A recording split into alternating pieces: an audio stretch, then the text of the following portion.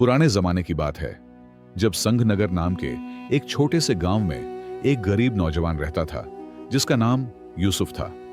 यूसुफ बहुत मेहनती था और अपने बूढ़े माता पिता की देखभाल करता था। वह रोजाना सुबह सवेरे उठकर अपने खेत में काम करने जाता और शाम तक मेहनत करता। यूसुफ की जिंदगी सीधी सादी थी, लेकिन वह हमेशा शुक्रगुजार रहता था। जब भी कोई मुश्किल आती, वह अल्लाह का नाम लेता और सब्र से काम लेता। उसके आसपास के लोग हैरान रहते कि मुश्किल हालात में भी यूसुफ के चेहरे पर हमेशा मुस्कुराहट रहती थी। गांव वाले अक्सर उससे पूछते, यूसुफ, तुम्हारा राज क्या है? यूसुफ हमेशा एक ही जवाब देता, सब्र और शुक्र मेरा राज है। लेकिन लोगों को समझ नहीं आता था कि सब्र की ताकत क्या होती है। एक दिन गांव में सख्त खुश्कसाली आ गई। बारिश न होने की वजह से खेत सूख गए, जानवर बीमार पड़ने लगे और लोगों के घरों में खाने की कमी हो गई। सब लोग परेशान थे और शिकायतें करने लगे। कई लोगों ने गांव छोड़ना शुरू कर दिया, लेकिन यूसुफ ने अपने घर में जो थोड़ा बहुत जखीरा था उसे दूसरों में बांटना शुरू कर दिया। वह लोगों को तसल्ली देता और कहता, अल्लाह हमारे साथ है, हमें सब्र करना चाहिए। गांव का अमीर आदमी उस्मान, जो बहुत मगरूर था, यूसुफ के पास आया और बोला, तुम्हारी यह सब्र वाली बातें बेकार हैं। मैं तुम्हें आज से 5 दिन का वक्त देता हूं। या तो मेरे खेतों में दुगुनी मेहनत से काम करो या फिर अपना खेत मुझे बेच दो। यूसुफ के लिए यह बहुत बड़ी मुश्किल थी। वह अपने माता पिता के साथ बैठकर दुआ करने लगा।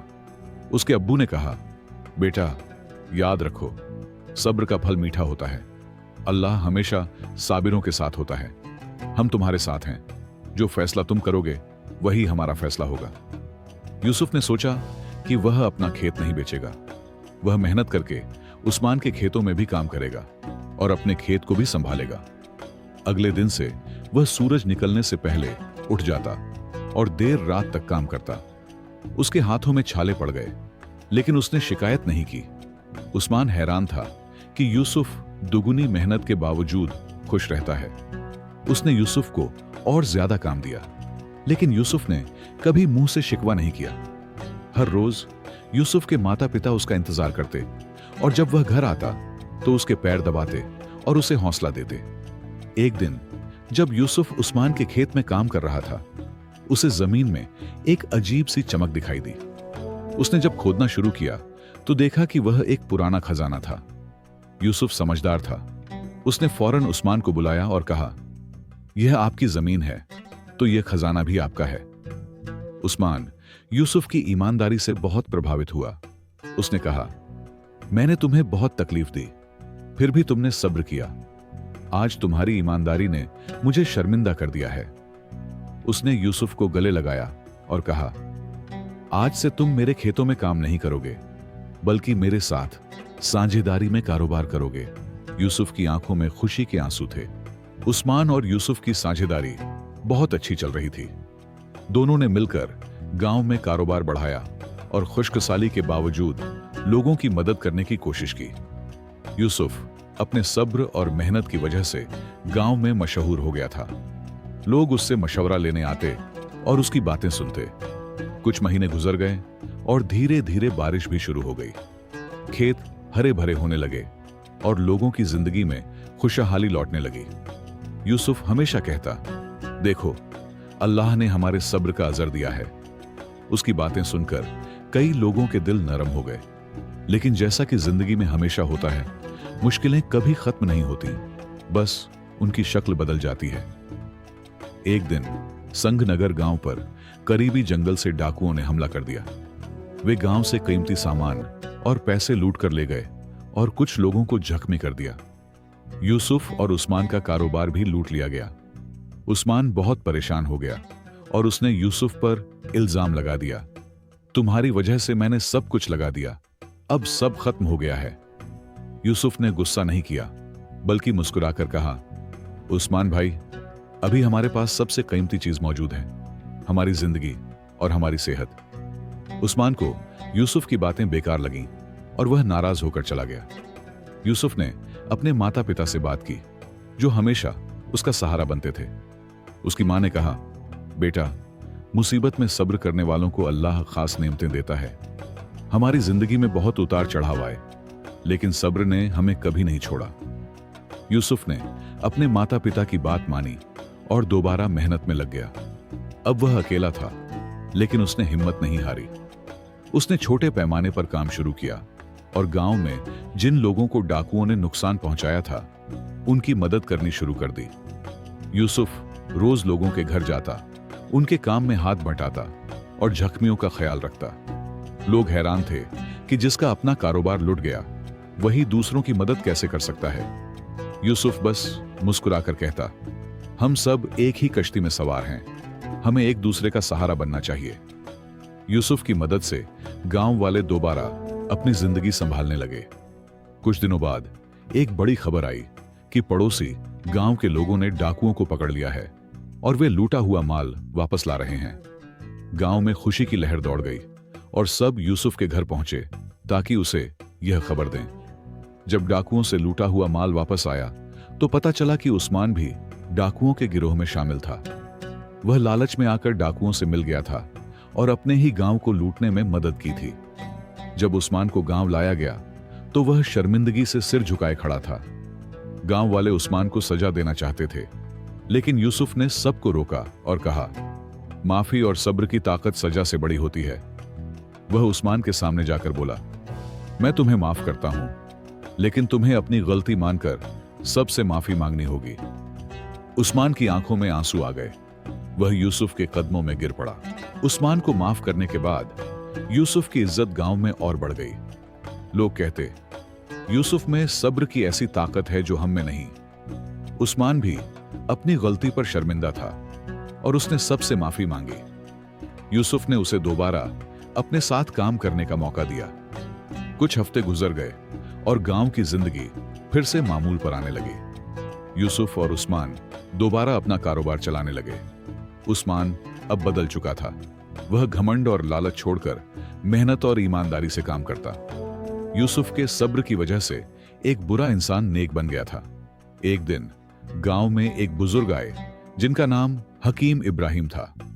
वे मशहूर आलिम थे और इस्लामी तालीम देते थे। उन्होंने यूसुफ की कहानी सुनी और उससे मिलने आए।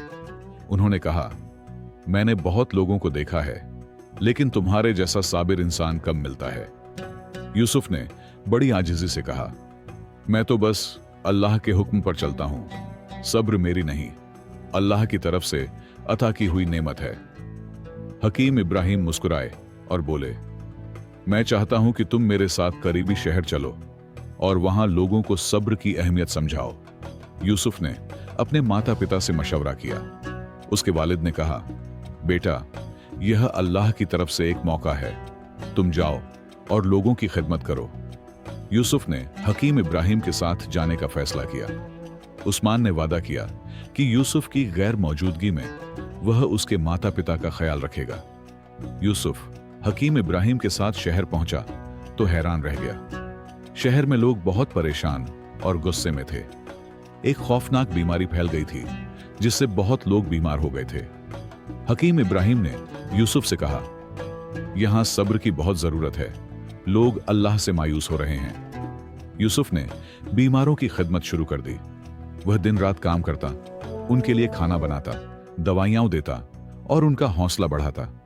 जब कोई उससे पूछता कि वह इतना इंतहाई मेहनत क्यों कर रहा है, तो वह कहता, मुसीबत में सब्र करना और दूसरों की मदद करना हमारा फर्ज है।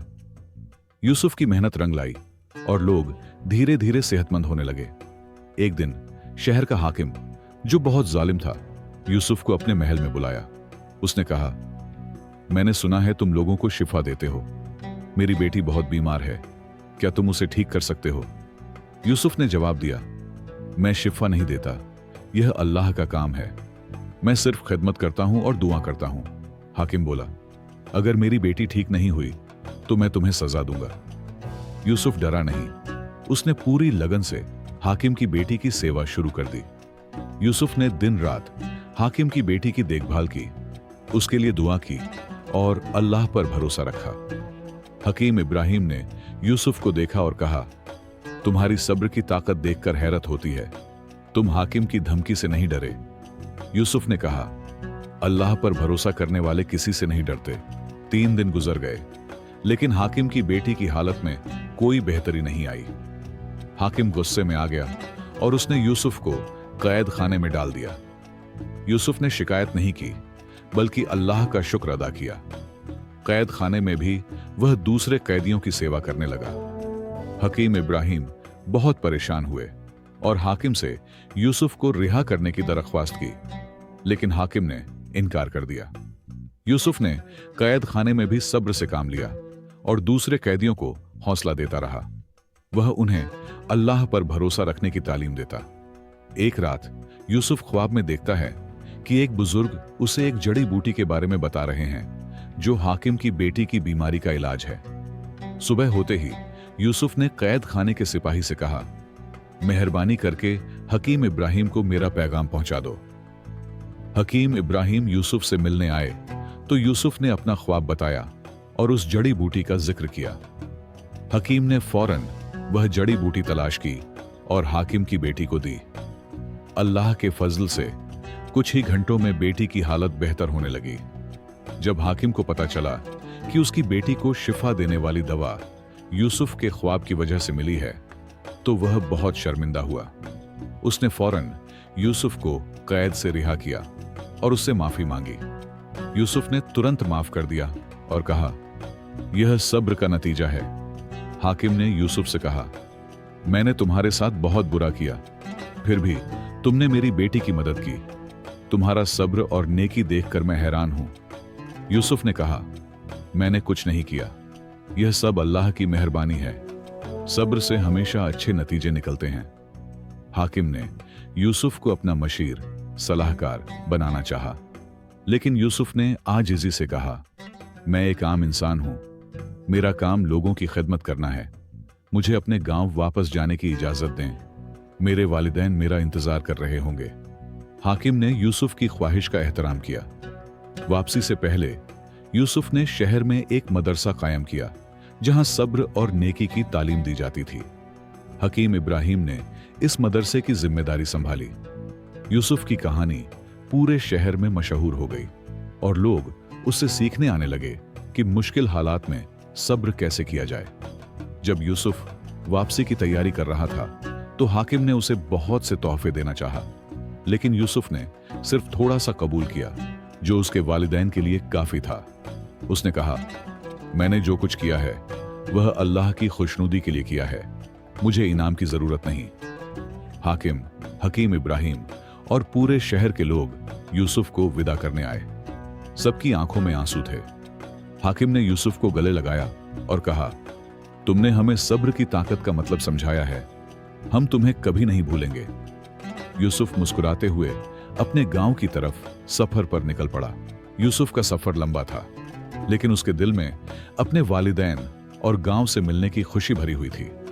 रास्ते में उसे कई मुसाफिर मिले जो अलग अलग परेशानियों में थे। यूसुफ उनकी मदद करता, उनसे बातें करता और उन्हें हौसला देता कि सब्र से हर मुश्किल आसान हो जाती है। एक जगह यूसुफ ने देखा कि कुछ डाकू एक बूढ़े ताजिर को लूट रहे हैं। यूसुफ बिना किसी खौफ के आगे बढ़कर डाकुओं को रोकता है और कहता है, यह क्या कर रहे हो? क्या तुम्हें अल्लाह का खौफ नहीं? डाकू उसकी आंखों में देखकर ठहर जाते हैं। यूसुफ उन्हें समझाता है, जो तुम छीन रहे हो वह हलाल की कमाई है। इससे बेहतर है कि मेहनत करो और हलाल कमाओ। उसकी बातों ने डाकुओं के दिल को छू लिया और वे शर्मिंदा हो गए। उन्होंने ताजिर से माफी मांगी और यूसुफ से रहनुमाई चाही। यूसुफ कहता है, सब्र करो और मेहनत करो, अल्लाह तुम्हें बरकत देगा। डाकुओं का सरदार यूसुफ के कदमों में गिर जाता है और कहता है, हमें सीधा रास्ता दिखाओ। यूसुफ उन्हें अपने साथ चलने की दावत देता है ताकि वह उन्हें नेक राह पर चलना सिखा सके। कई दिन सफर करने के बाद यूसुफ अपने गांव पहुंचता है तो हैरान रह जाता है। गांव पहले से ज्यादा आबाद और खुशहाल दिख रहा था। खेत हरे भरे थे और लोग मुस्कुराते हुए नजर आ रहे थे। गांव में दाखिल होते ही लोग यूसुफ को पहचान लेते हैं और उसका इस्तकबाल करने आ जाते हैं। उस्मान सबसे आगे था। वह यूसुफ को गले लगाकर कहता है, दोस्त, तुम्हारी कमी बहुत महसूस हुई। तुम्हारे वालिदैन बेसब्री से तुम्हारा इंतजार कर रहे हैं। यूसुफ की आंखें नम हो जाती हैं। वह जल्दी से घर की तरफ बढ़ता है जहां उसके वालिदैन उसका इंतजार कर रहे थे। यूसुफ अपने वालिदैन को गले लगाता है और उनके हाथ चूमता है। उसकी मां कहती है, बेटा, तुम्हारी दुआओं की बरकत से हम ठीक हैं। उस्मान ने हमारी बहुत खिदमत की है। उसके वालिद कहते हैं, मैंने हमेशा कहा था कि सब्र का फल मीठा होता है।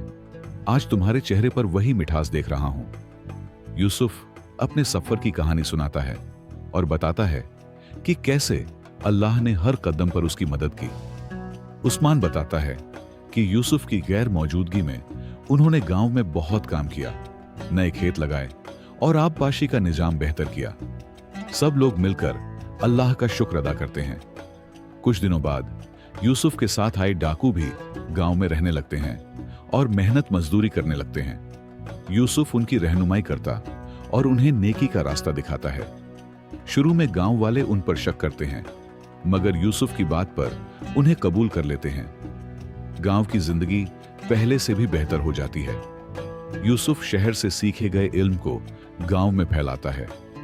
वह एक छोटा मदरसा भी शुरू करता है जहां बच्चों को इस्लामी तालीम दी जाती है। लोग यूसुफ को सब्र वाला कहते और उसकी इज्जत करते। यूसुफ हमेशा कहता, मेरी कामयाबी का राज सिर्फ सब्र है। साल गुजरते गए और यूसुफ के सब्र की कहानी दूर दूर तक फैल गई। आसपास के गांवों से लोग उसे मिलने आते और मुश्किलात में मशवरा लेते। यूसुफ हमेशा सब्र, मेहनत और अल्लाह पर भरोसा करने की नसीहत करता। उसके गांव सिंह नगर को अब साबिरों का गांव कहा जाने लगा था। यूसुफ ने कभी शादी नहीं की थी। उसकी पूरी जिंदगी लोगों की खिदमत में गुजर रही थी। एक दिन हकीम इब्राहिम शहर से आए और यूसुफ को बताया, तुम्हारा नाम अब बादशाह तक पहुंच गया है। वह तुमसे मिलना चाहते हैं और तुम्हारी हिकमत से फायदा उठाना चाहते हैं। यूसुफ ने माजरत करते हुए कहा, मैं एक आम इंसान हूं, मेरा मुकाम तो मेरे गांव में है।